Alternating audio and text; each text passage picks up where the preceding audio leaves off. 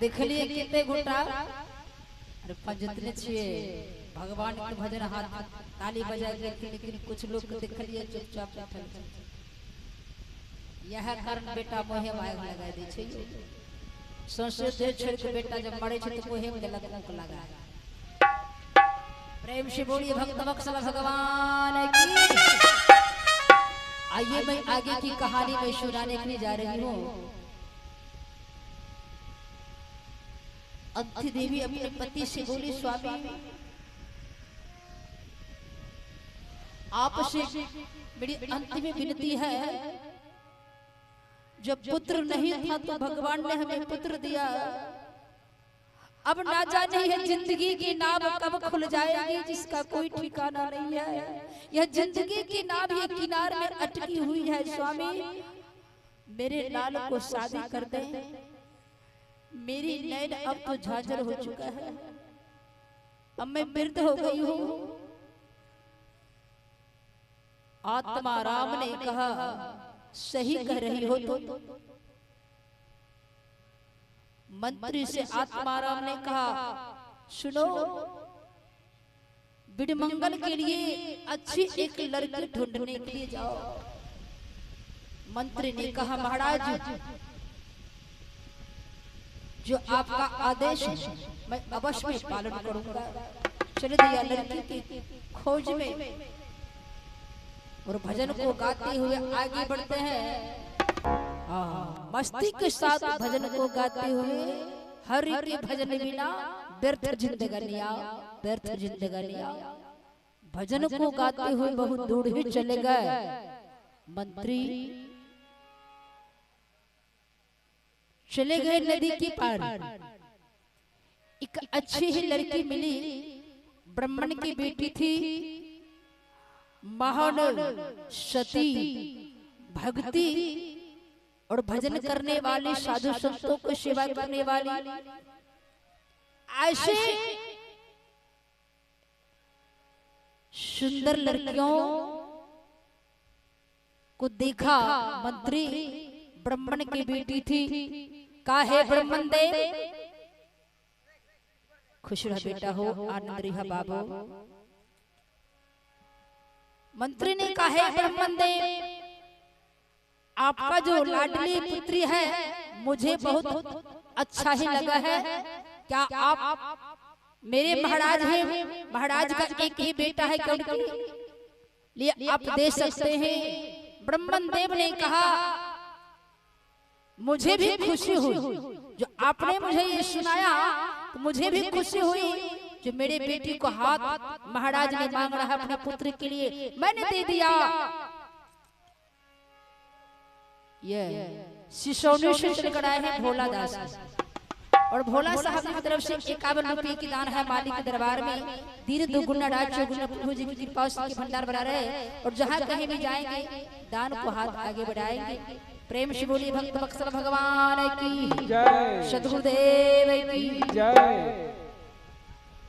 ब्राह्मण देव ने कहा, आपका जो महाराज है आत्मा राम, मैं उनके बेटों के लिए मैंने अपने पुत्री को हाथ दे दिया।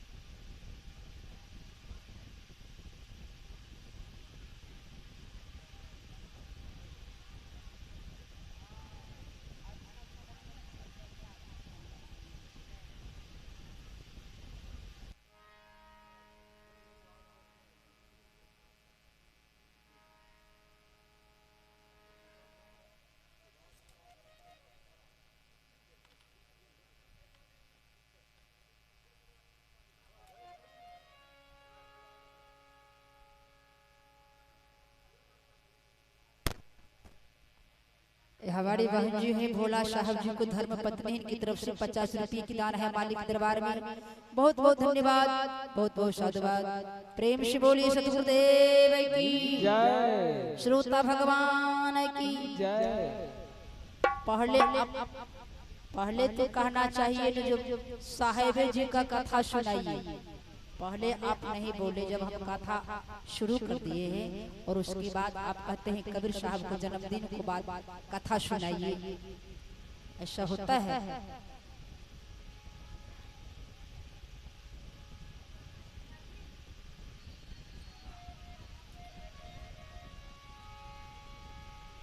जो आप सुन रहे हैं सो ध्यान पूर्वक सुनिए।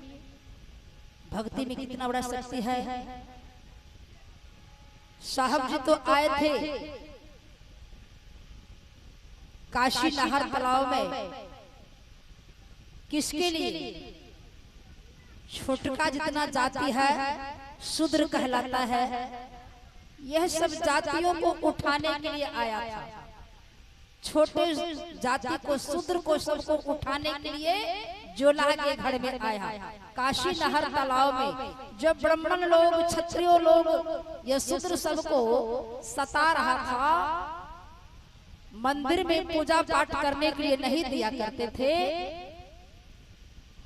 और कुआं पर पानी भरने के लिए ब्राह्मण लोग नहीं दिया करते थे शूद्र को, बहू बेटियों को। इसीलिए कबीर साहब को बहुत बड़ा दुख हुआ। तो जोला के घर में आकर और छोटे जातियों को उठाया है।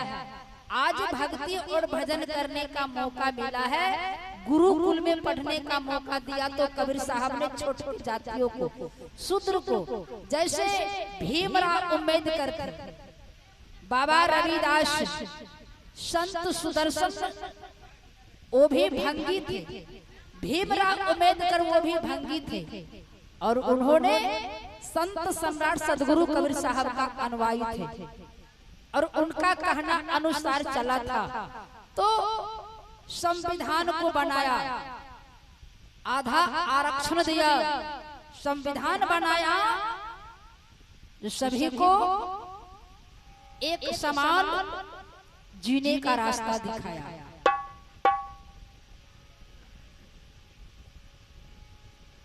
वो कबीर साहब के शिष्य थे। महात्मा गांधी जी कबीर साहब का शिष्य थे, और उनका माता और पिता कबीर पंथी थे, महात्मा गांधी जी की, और वो भी कबीर पंथी थे। उनका कहना अनुसार काम किया तो विश्व का, पूरे भारत का बापूजी कहलाए थे। जब ये देश गुलाम था तो भीमराव अम्बेडकर, सुभाष चंद्र बोस, चंद्रशेखर आजाद, महात्मा गांधी, इस सभी मिलकर इकट्ठा होकर ये भारत आजादी किया। उस समय देवी और देवताओं कहाँ छिपे हुए थे? जब कष्ट हो रहा था सभी लोगों को, उस समय देवी देवता क्यों नहीं आकर बचाया? लेकिन हमारे संत सम्राट सदगुरु कबीर साहब ने ऐसे ऐसे ज्ञानों को, ऐसे ऐसे महान पुरुषों को सद्ज्ञान दिया, सतपंथ चलाकर सद्ज्ञान दिया, तो यह देश को आजाद नहीं किया। आज सभी एक सूत्र में बंधे हैं, चाहे हिंदू हो, मुसलमान हो, सिख हो, ईसाई हो, सभी एक ही साथ में रहते हैं, एक साथ चलते हैं, मिलजुल कर भगवान को, गुरु महाराज को गुणगान करते हैं, और पढ़ते लिखते हैं, सभी मान सम्मान लेकर चलते हैं।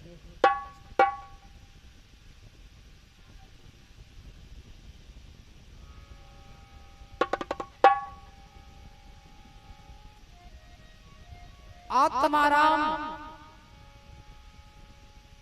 का बेटा बिडमंगल कुमार है, उनके लिए ब्राह्मण कुल की बेटी और अम्बा देवी से शादी हुई।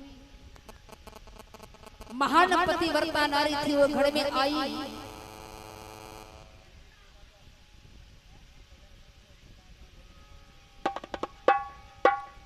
जब अपने माँ के घर से रंभा पतिव्रता जब चली न अपने पति के साथ, माँ से कहा, माँ मुझे आशीर्वाद दे माँ, अब मैं अपने पति के साथ में जा रही हूँ।